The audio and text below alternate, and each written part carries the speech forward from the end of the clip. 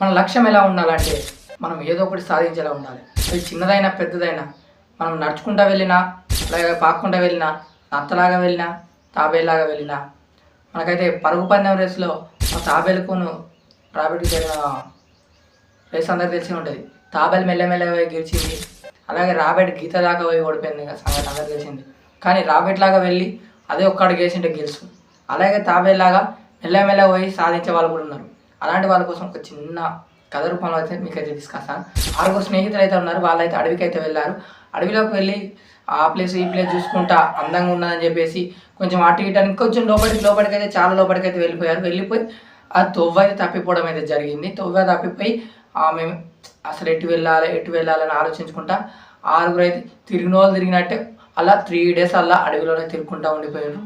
కానీ అలా తెలివైన వాళ్ళు ఎవరు బయటపడతారు, తెలివి తక్కువ అయిన వాళ్ళు ఎవరు బయటపడరు అనేది ఈ కథ మీకైతే మీ లక్ష్యాన్ని మీరు గోల్ చేసుకోవడానికి అయితే మీకైతే నిలబడడానికి ఒక అవకాశం ఉంటుంది. అందుకోసమే తీసుకురావడం అయితే జరిగింది. ఇందులో ఏంటంటే 3 రోజులు తిరిగిన తర్వాత ఒక వ్యక్తి, అందులో ఒక మొదటి వ్యక్తి మనం దారి తప్పిపోయినట్టున్నాం, మనం ఎటో వైపు వెళ్తేనే అందరం కలిసి వెళ్తేనే బయటపడతాం అని అంటే లేదు, మనం తలో దిక్కు వెళ్దాం, తలో దిక్కు వెళ్తే ఖచ్చితంగా అయితే మనకైతే మార్గం అయితే దొరుకుతుంది, ఎటో పక్క వెళ్ళి మనమైతే బయటికి వెళ్ళగలం అని 6 అయితే అనుకుంటారు.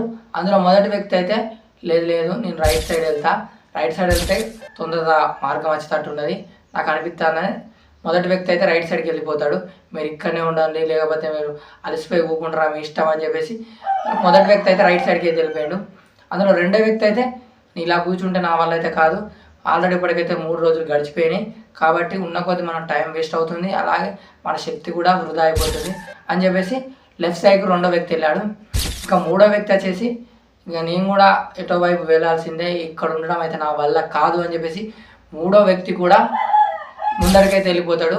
ఇక నాలుగో వ్యక్తి అయితే మనం వచ్చిన తోవ నుంచి వెళ్తే తొందరగా ఇంటికి వెళ్ళే అవకాశాలు ఉంటాయి, మనం బయటపడే మార్గాలు ఉన్నాయని చెప్పేసి వెనక వైపు వెళ్తాడు, అంటే వచ్చిన సైడే వెళ్తాడు. ఇక ఐదో వ్యక్తి అయితే ఆలోచించి ఇప్పుడు ఎటు వెళ్ళినా నాకైతే ఇప్పటికైతే 3 రోజుల నుంచి ఇలా తిరిగి తప్పిపోయాం అని చెప్పేసి ఒక పెద్ద ఎత్తైన చెట్టు చూసి ఆ చెట్టు ఎక్కి అయితే ఇటుపక్క అంటే దగ్గరగా మార్గం కనబడుతుందో, అంటే ఎటుపక్క ఇల్లులు కానీ ఏదన్నా రోడ్డు కానీ మనకు కనిపిస్తున్నాయి, ఒక ఎత్తైన చెట్టు చూసి ఇటుపక్క తొందరగా కనబడుతున్నా అని చెప్పి తను ఒక వైపు వెళ్ళిపోతాడు. ఇక మిగిలిన ఆరో వ్యక్తి అయితే వీళ్ళు ఎట్లా 3 రోజులు వీళ్ళతో కాదు, మళ్ళీ తిరిగి వాళ్ళు ఇక్కడికి వస్తారని చెప్పేసి ఆరో వ్యక్తి అయితే అక్కడే ఉండిపోయాడు. ఇందులో మీరు అర్థం చేసుకోవాల్సిన విషయం ఏంటంటే ముందుగా రైట్ సైడ్ వెళ్ళిన వ్యక్తి అయితే కొంచెం లేట్గానే వాడు డెస్టినేషన్ అయితే రీచ్ అయ్యాడు, రోడ్డుకి వెళ్ళిండు, ఇంటికైతే వెళ్ళిపోయాడు. అంటే ఒక కొన్ని గంటలు నడిచిన తర్వాత రోడ్డుకి అయితే ఇంటికైతే వెళ్ళిపోయాడు. ఇక లెఫ్ట్ సైడ్ వెళ్ళిన వ్యక్తి అయితే రోడ్డు తొందరగా కనిపించింది, మరీ ఎక్కువ కాదు, తొందరగా కనిపించింది, ఇతను కూడా ఇంటికి వెళ్ళిపోయాడు.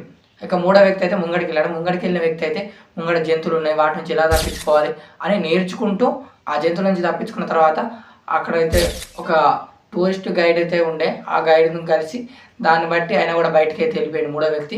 ఇక నాలుగో వ్యక్తి అయితే ఏ దారిలో వచ్చిండో వెనుక వెళ్ళిన వ్యక్తి అయితే అతను కూడా వెనక్కి తిరిగి వెళ్ళే ప్రయత్నంలో వాళ్ళకైతే వాళ్ళలాగే ఇంకొంతమంది టూరిస్టులు అయితే రావడం అయితే జరిగింది. అంటే ఆ ప్లేస్ను చూడడానికి వాళ్ళతో కలిసి అయితే అతను కూడా బయటకు అయితే వెళ్ళిపోయాడు. ఇక ఐదో వ్యక్తి తొందరగా అయితే బయటకు వెళ్ళాడు, ఎందుకంటే వీళ్ళందరికన్నా ముందుగా ఎటుపక్క రోడ్డు ఉన్నది, ఎటుపక్క మనుషులు కనబడతాను, ఎటుపక్క నీళ్ళు ఉన్నాయి, జనసంచారం ఎటున్నదని చూసి చెట్టు ఎక్కిన వ్యక్తి అయితే ముందుగా అయితే అందరికన్నా ముందు అయితే బయటకు వెళ్ళిపోయాడు. కానీ ఇక ఆరో వ్యక్తి అయితే మిగిలిపోయిన వ్యక్తి ఎవరంటే అక్కడ వీళ్ళు తిరిగేస్తారని చూసుకుంటూ అక్కడే ఉండిపోయిన ఆరో వ్యక్తి. దీన్ని బట్టి మీరు అర్థం చేసుకోవాల్సింది ఏంటంటే మీరు ఏ విధంగా పోయినా లక్ష్యాన్ని అయితే చేరుకోగలరు, కాకపోతే మీరు దాని మీద ఎంత ప్రయత్నం చేస్తున్నారు అన్నదే మాత్రం పైన అర్థం చేసుకోండి. అలాగే ఉండిపోతే మీ లక్ష్యంలో మీరు ఓడిపోయినట్టే. మీరు మెల్లగా చేసిన, నత్తలాగా వెళ్ళినా, పాములాగా వెళ్ళినా, ఒక రాబెట్ లాగా వెళ్ళినా, కానీ వెళ్ళే డెస్టినేషన్ కొంచెం దూరం అయి ఉండొచ్చు, కాకపోతే మీరు ప్రయత్నించుకుంటూ ఉంటే ఎప్పటికైనా రీచ్ అవుతారు. దీనిలో అర్థం చేసుకోవాల్సింది అదే.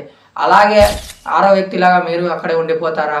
మీ లైఫ్లో మీరు రిస్క్ తీసుకొనైనా పర్లేదు, నేను ఇది చేస్తా, ఎన్నిసార్లు ఓడిపోయినా నేను ప్రయత్నం ఇంకా చేస్తూనే ఉంటా, నేను నాకు ఎన్నిసార్లు ఓటమి నుంచి నువ్వేం నేర్చుకున్నావు, ఒకవేళ ఓడిపోయినా కానీ ఓటమి నుంచి ఏం నేర్చుకున్నావు, దాని నుంచి మరి నేను నెక్స్ట్ స్టెప్ ఏం తీసుకోవాలి అని దాని నుంచి నేర్చుకున్న వాడే బాగుపడతాడు, లైఫ్లో ఒక మెట్ట దిగగలడు.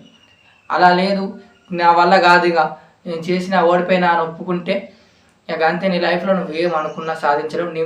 నీ మీద నీకు సెల్ఫ్ కాన్ఫిడెన్స్ అయితే కోల్పోతావు. నువ్వు ఏ పని చేద్దామన్నా కానీ దాని మీద నీకు ఇంట్రెస్ట్ రాదు. చేద్దామన్నా కానీ ఫస్ట్ నెగిటివ్ థాట్సే వస్తాయి నీకు. ఎందుకంటే పాజిటివ్ మెంటాలిటీ మొత్తం కోల్పోతావు. ఎందుకంటే నేను ఏదో చెయ్యాలి, ఏదో సాధించాలనే పట్టుదల నీకు 100% నుంచి 10%కి అయితే పడిపోతుంది.